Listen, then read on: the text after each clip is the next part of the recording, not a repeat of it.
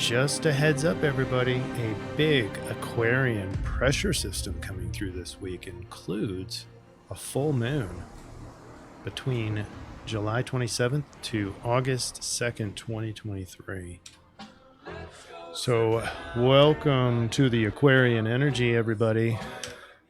Hopefully, we'll give you some good guidance in terms of what to do about this energy, especially if you're foreign to the Aquarian systems.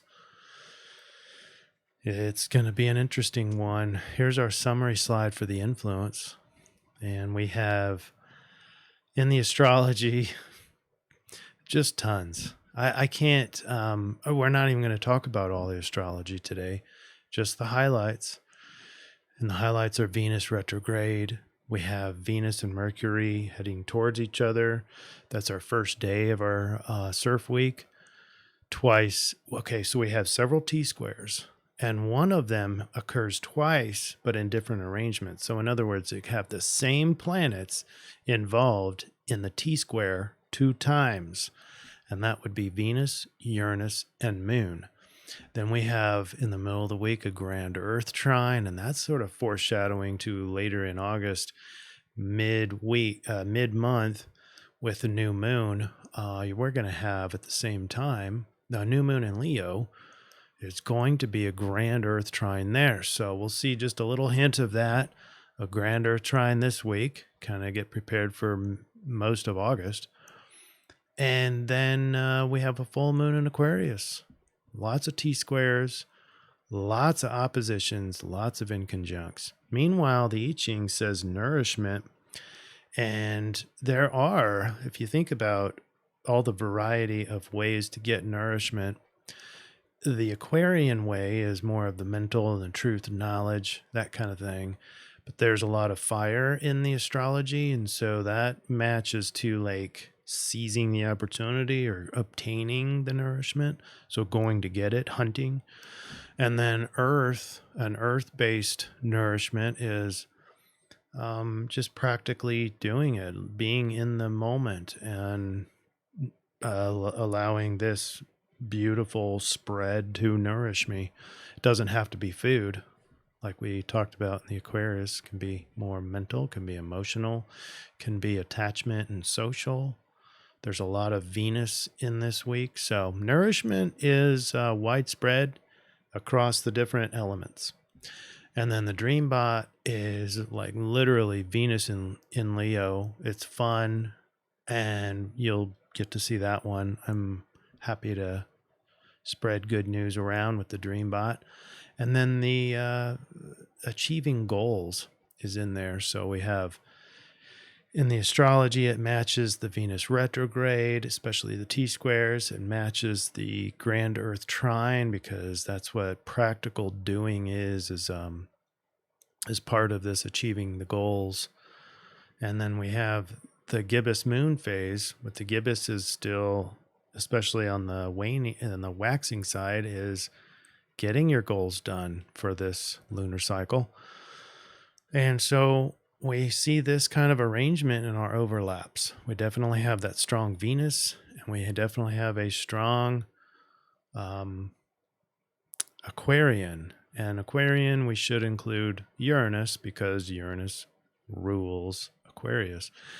So overall, we have a lot of T-squares, a lot of oppositions, and a lot of Aquarian energy. So Aquarian pressure system steamrolls over Venus retrograde.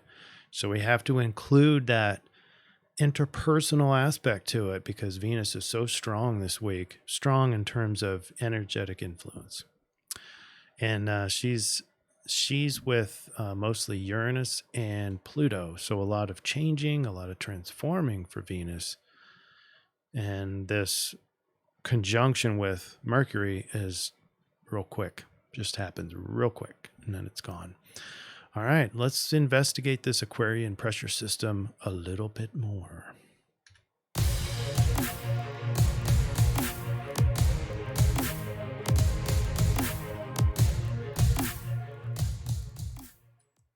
And big shout out to a 5-person tie for the best comment. So big shout outs across the different platforms. Philly 369 Garden, Mary S 9468. Big shout out to Sandrine's Vox Services. Not for me to say. Shout out to you. And apparently a new profile that YouTube accepts comments from, which is No One You Know 6567. Great new name. Must be a lot of other No One You Knows out there. All right. How about the Dreambot? Let's do this. Let's zoom in. Woke is still there. Still just hanging out. I don't understand it, but it is what it is. At least it's not increasing. Here's another weird one. Jonathan is number 1, 2, 3, 4, 5. The fifth word down is Jonathan. Who the heck is Jonathan? I always think I was doing some searches for another chef, like a chef named Jonathan, and celebrity chefs, since they seem to be getting whacked off in drownings and other ways of dying. So food, are there other chefs that we don't know of, and why are chefs getting taken out? Don't know. But food processing plants are having problems, or at least they were. 2 of those food processing plants had airplanes that hit them. That's weird. And that was a while ago. So is that still happening? There's a lot of weird things around food. You get the people wanting to inject food for stupid reasons and tainting our food supply. So maybe that's part of this. But last week we had a lot more food inferences. This week it's just sandwich and food. But I thought it was interesting because the big news recently was that chef that went down. And I ask you, folks, who the heck is Jonathan? Why is that in the Dreambot? The highest word in the Dreambot is quality. The most surging word is the word quality. And that matches for our Venus in Leo because it's higher quality. There's a value in Venus too. Remember, Venus rules Taurus as well, which is value and worth. Special, up, fun, blessed. There's a lot of Venus aspects. And then there's achievement and goals. It's the blue arrows. Everything about beginning and finishing your goals. So that's that. And that's a very earthy thing. That speaks more to the grand earth trine that we'll talk about. Good segue into our overview for the astrology. We're on the right side. We're in this last little bit of July before we get into August. And I'll give you a quick overview of August. So we have 4 planets in retrograde: Venus, Saturn, Neptune, and Pluto. And then this week we'll have Mercury leaving Leo, going into Virgo. That'll make mind a little bit more practical and grounded. All right. And then next month starts this CIRF week. And so we have a full moon in Aquarius, as I already mentioned. Sun still in Leo, and we'll have a new moon on the 16th of August. At the same time, check this out. So this is for your awareness. Every one of these green bars here represents a trine. And every one of these trines in the middle of August is in a earth sign. So we have a mega grand earth trine coming to you in the middle of, right at the beginning, in the onset of this new moon in Leo, which can make for a very nice cycle, a moon cycle that is practical, especially for a fire sign new moon. So we're going to make fire or Leo-based goals for that month. And then we have the grand earth trine to practically get it done. So it's converting a lot of that, channeling that, a lot of that energy into the ability to actually carry it out. Rubber meets the road. So that's real nice. And then we have a full moon in Cancer before the end of August. So there's your highlights. And the overview for our cycles, remember, we're right here with the full moon. We're in between, where we're still in a Cancer new moon cycle, a 30-day cycle. And all of this, the Cancer goals that you met, the full moon in Aquarius, all of that, well, the full moon in Aquarius, and I'll explain this hopefully throughout, but the full moon in Aquarius serves the 30-day new moon Cancer cycle, and that cycle serves the Aries eclipse moon cycle, which is the bringing the inner warrior out, finding yourself, identifying the core part of you that needs to come out into this world, and in doing so serves the other big cycles, which we don't really get into. Those are, like the age of Aquarius, 25,000 year cycle or whatever. This is just mainly the imminent lunar cycles.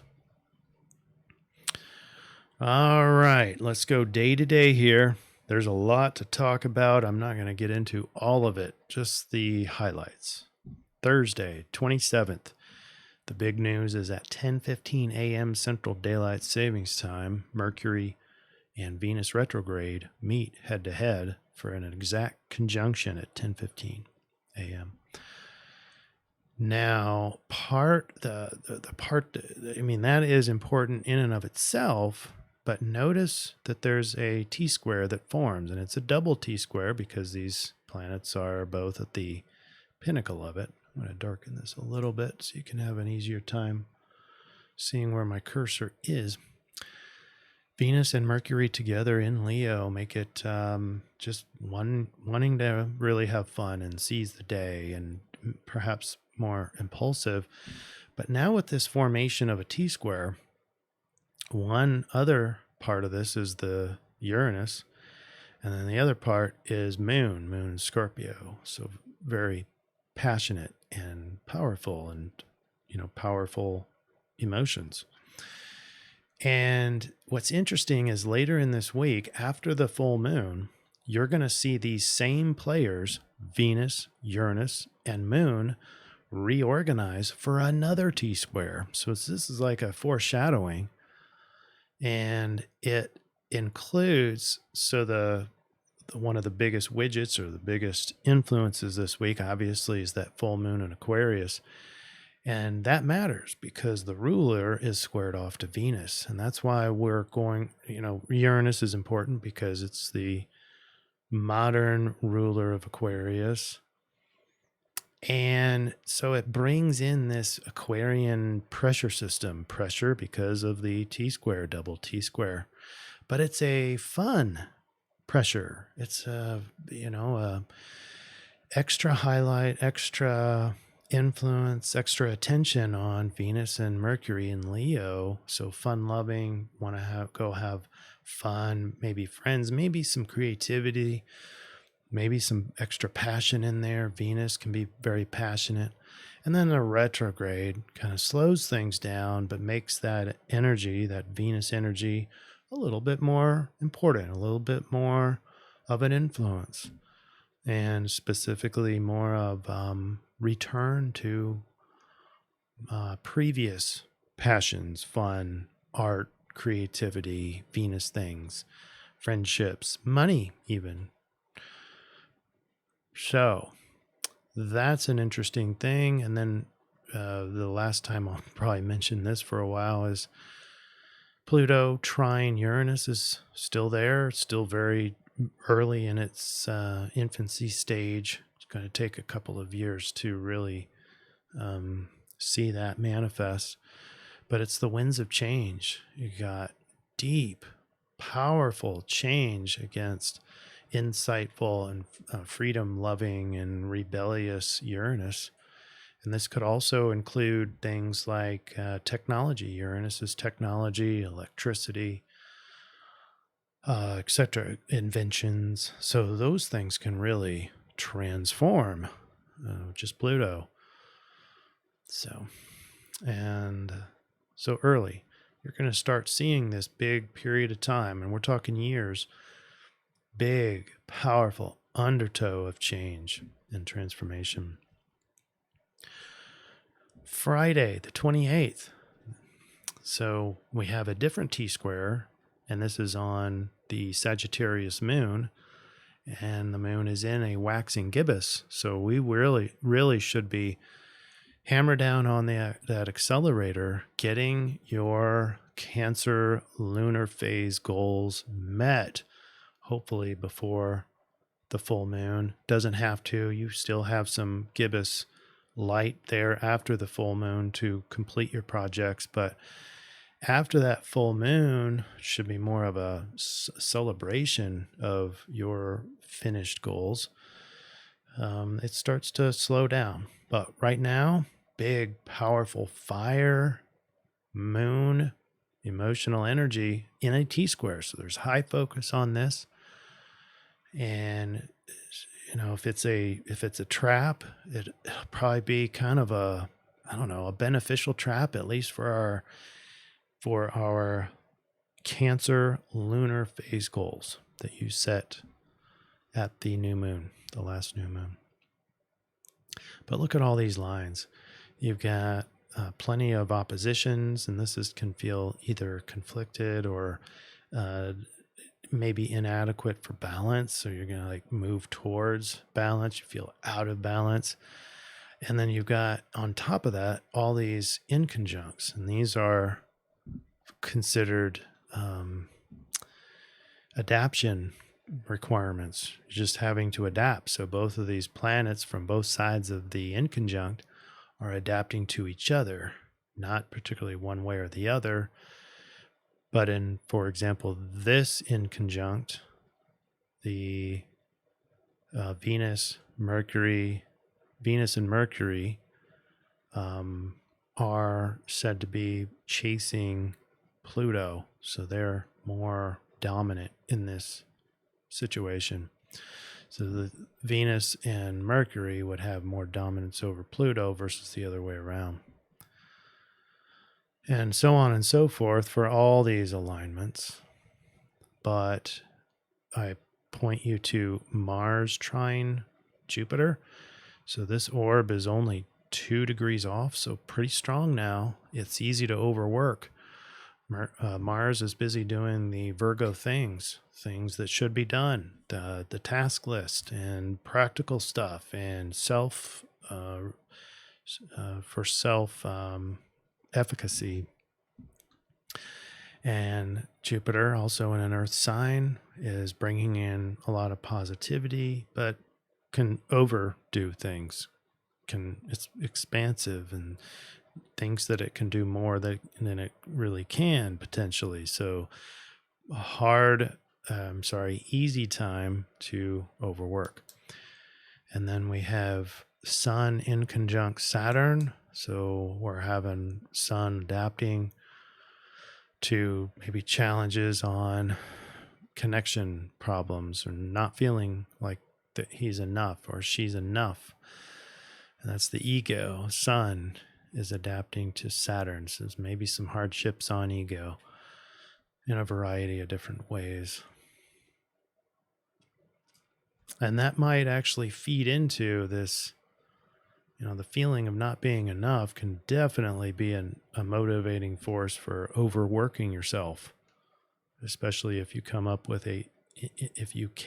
in a conditionally loving family.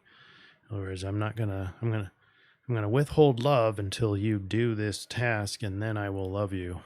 That's this energy. And as adults, then we tend to feel like we're not enough and then fuel into more working. So watch out for that. I'm not saying that working is wrong. I mean, that really nicely feeds into a motivating force for getting your goals done for the lunar cycle, especially with the gibbous moon, the gibbous waxing moon in Sag. So it all connects together. We just don't want to overwork, right? So now we have Mercury in Virgo. So now the thoughts are going to really accentuate what Mars has been doing this whole time in Virgo. You're going to start to realize that mentally you've come out of that party in Leo, and now things get more serious. Oh crap, look at all the things I have to do. This might be more of an OCD mentality. Perfectionism might be a part of this, or might be overwhelm as you realize all the things that you've been ignoring for so long have come to roost. So the pile of bills now need to be done, and just those mundane basic tasks that we do week in, week out, they somehow become a lot more obvious. And Mercury, now in its new sign, is opposite of Saturn.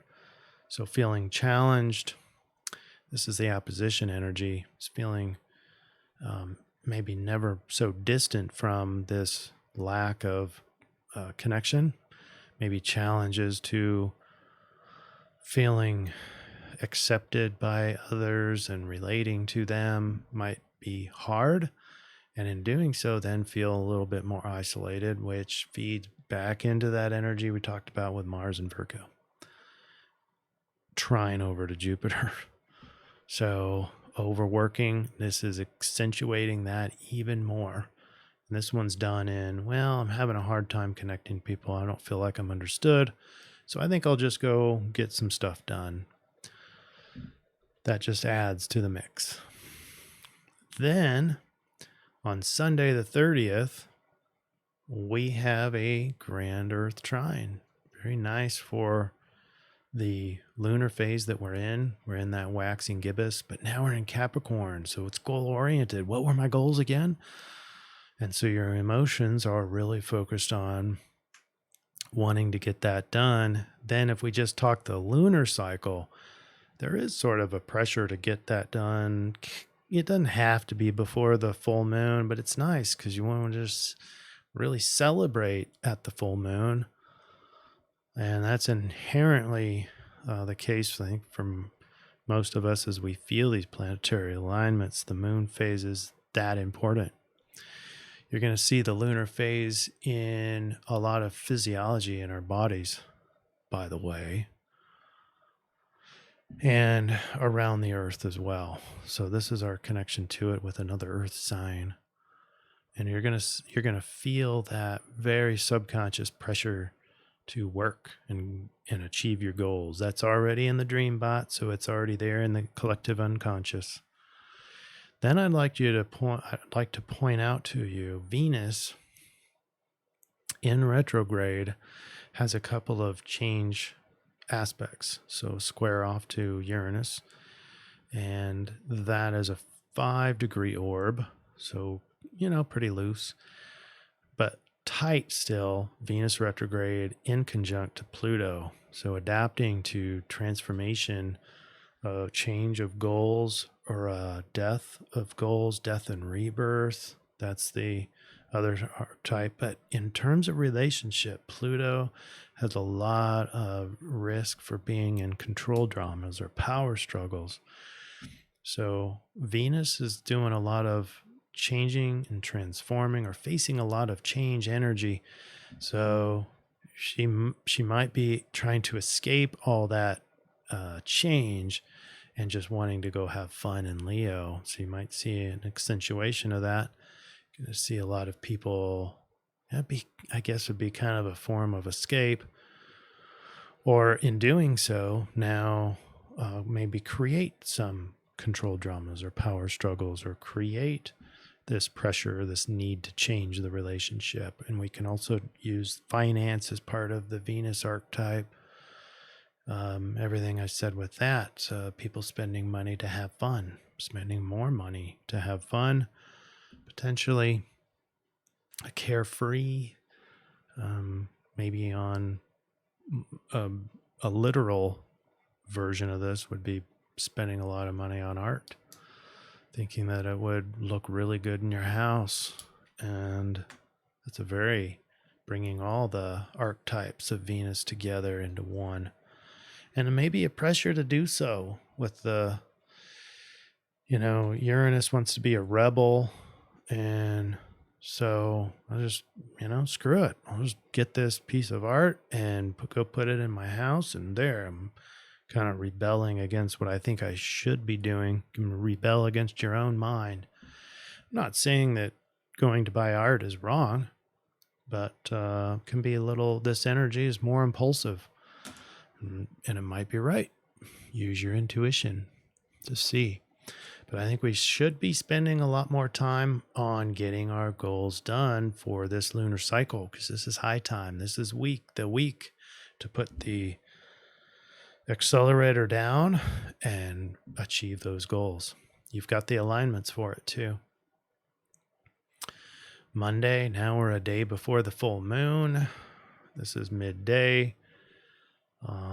Emotions are very powerful now. So you've got a moon that's still in Capricorn, but about to hit Pluto, planet of control and passion and power. So there you have it. Extra emotional power and adapting to all those things we talked about with Venus and vice versa.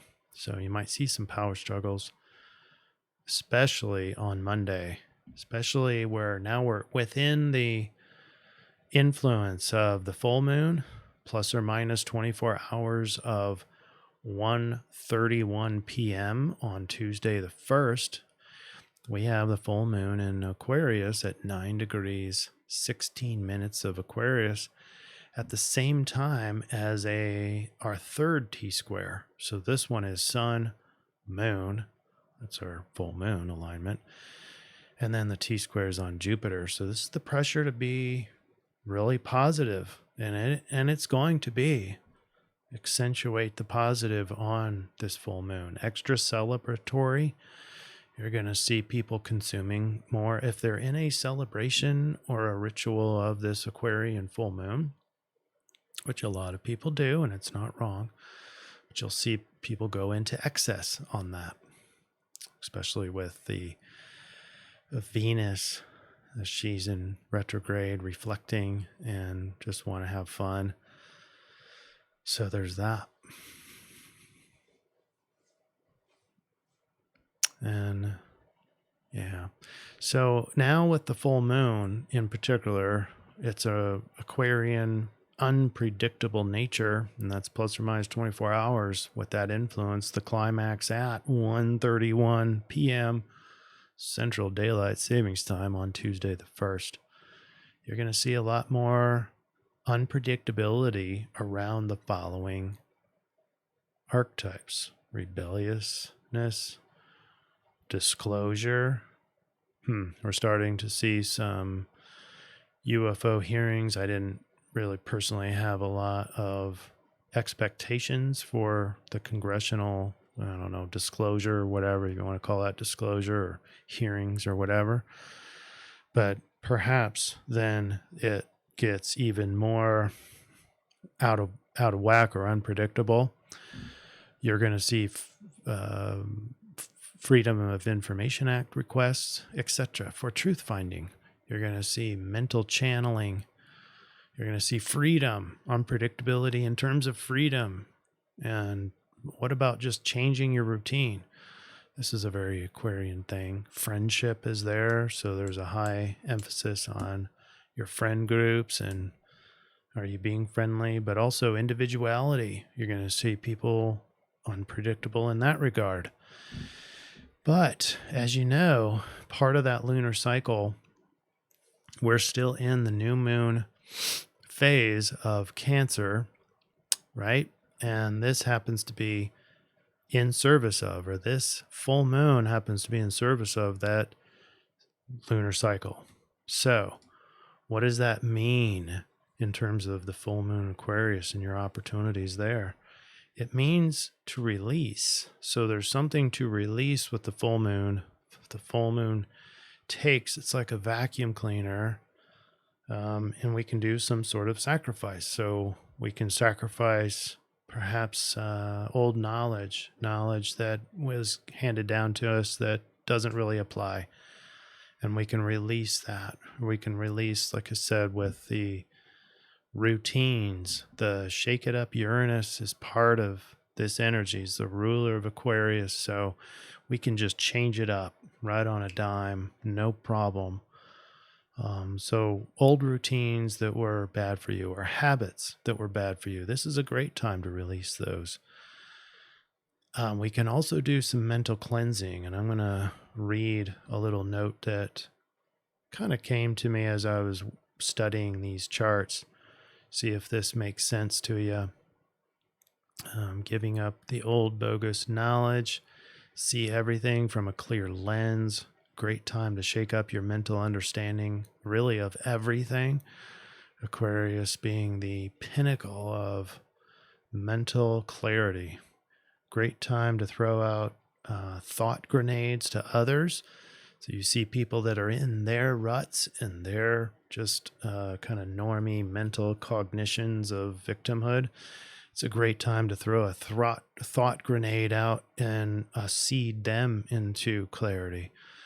But inside the solution continuum discussed later, it's not for power, not for control. It's to reveal Aquarian understanding that can solve humanitarian conundrums, like really solve.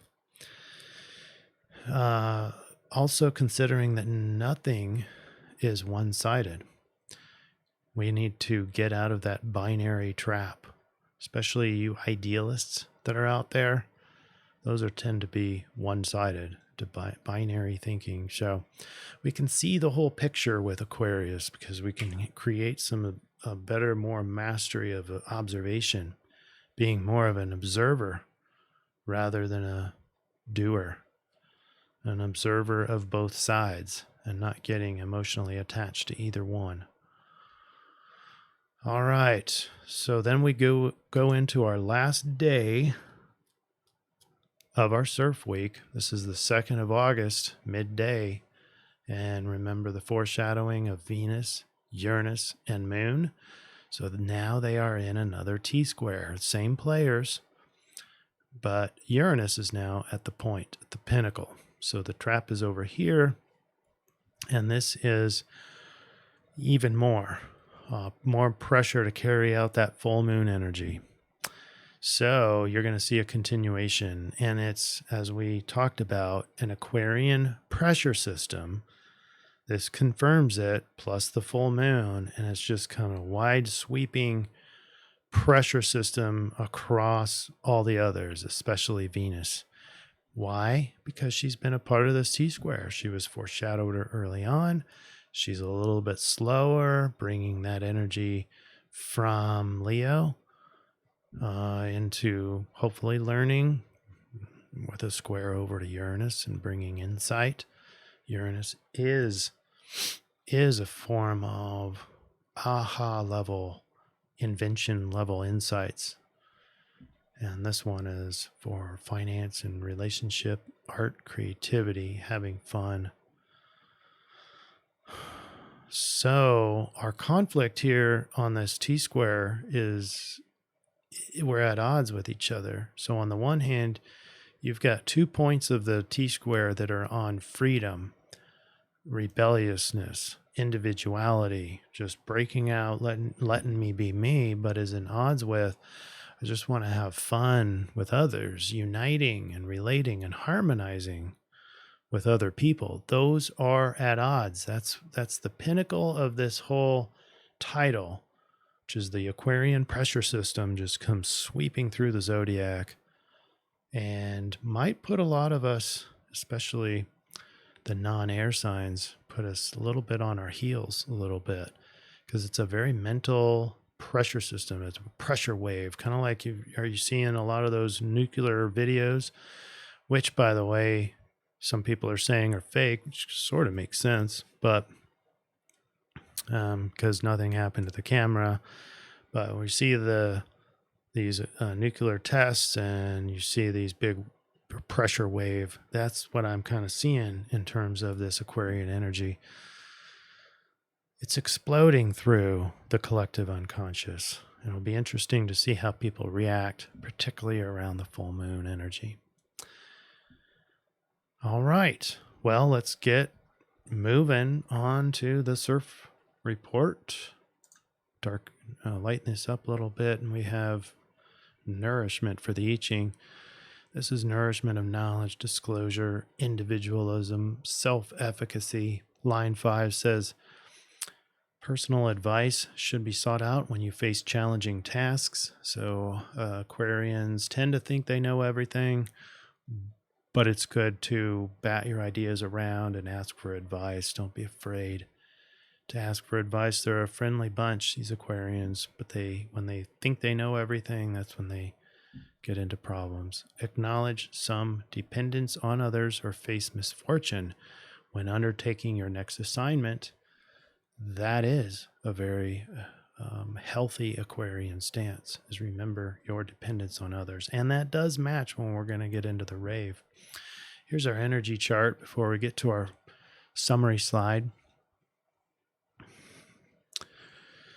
And we start off, so this red bold line represents the pressure system, the rebellious oriented, the anti-traditional, the shake it up, the knowledge, mental space, pressure system comes rolling through. And it's very high on Thursday at the onset of our week because of the T-square.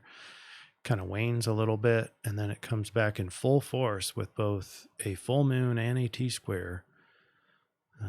Just a little lower here on the weekend. All right, let's go look at the summary slide. All right, July 27th through August 2nd. Leo's early conjunction, which is Venus retrograde and Mercury, sets up an interesting foreshadowing for the post-Aquarian full moon period later in the week. Both events involve a T-square that incorporate the moon, individualistic and eccentric Uranus, and fun-seeking and uniting Venus. It's a pressure to sort out being your true individualized self versus, or at odds with, yearning for or seeking passion and love. Synergized correctly, one might reignite higher states of self-love to ultimately improve one's ability to love others. All right, now the all-important solution. We start with putting the change line into the I-Ching, and we get 42, increase. When opportunities for increase arise, very good fortune comes to those who act swiftly and boldly without falling into the trap of letting their actions be merely self-serving. So it's an extension of last week. It hasn't changed. According to the I-Ching, pounce on your opportunities. This is a very Leo thing. And so bottom line is, we can, according to the I-Ching, use the raw Leo energy. And we put our full moon, the biggest energetic influence of the week, the Aquarian full moon, into our conversion chart, and we get Rave, Gate 19, and we get Capricorn Sidereal. So here's the Rave, approach 19, that all things are interrelated, is apparent and manifested through the action of approach. This is not different than the pouncing on the energy from the I-Ching, pouncing on the opportunities from the I-Ching. But we have line 2, which is service, the dedication of personal resources as a result of external contact. All right, so that's a direct match to both the energies of the one tiny overlap that you have for the Leo and Aquarius is being able to work it out with each other, being able to be friendly. All right, so here's our summary slide. All right. And I forgot to mention that I have a bonus slide for all you rune people. You can see here the runes we're going to discuss on another slide. That's going to be next. But right now we're going to triangulate for the solution, get you something out the door for your behaviors, and here it goes. The I-Ching remains steady with last week's hexagram 42. Continue to seize the right opportunities granted you. And yay, we get to utilize that raw Leo energy. And the rest of the triangulation supports it, with the rave talks about the action of approach, which is the conversion from the more mental concept of string theory to behaviorally manifesting. The rubber meets the road. So it's one thing to think about your action of approach and another thing to actually do it. So this is the actually doing it, and it's a perfect match for the lunar phase, the waxing gibbous. So when you pounce on your opportunities, expect to see how interrelated everything is. This is according to the rave, which unlocks the rave's interpersonal continuums. And this is also a perfect match to the T-square that shows up twice this week. Not the same arrangement, but the same players. It has to do with Aquarius and Uranus and Venus. So has a relational component. It also has the big pressure Aquarian component. So part of that is going to feel the internal continuum of wanting to be of service versus needing to be wanted.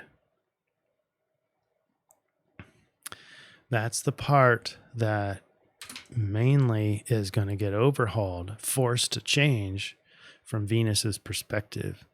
She's more vulnerable in a retrograde stance. She's influencing us to recall more lessons from the past. And it's in a square over to Uranus and in conjunct over to transformative Pluto. So if it's not done right, you're going to see big power struggles, big control drama. If it is done right, you're going to see that in a very Aquarius style, you'll be able to see the continuum.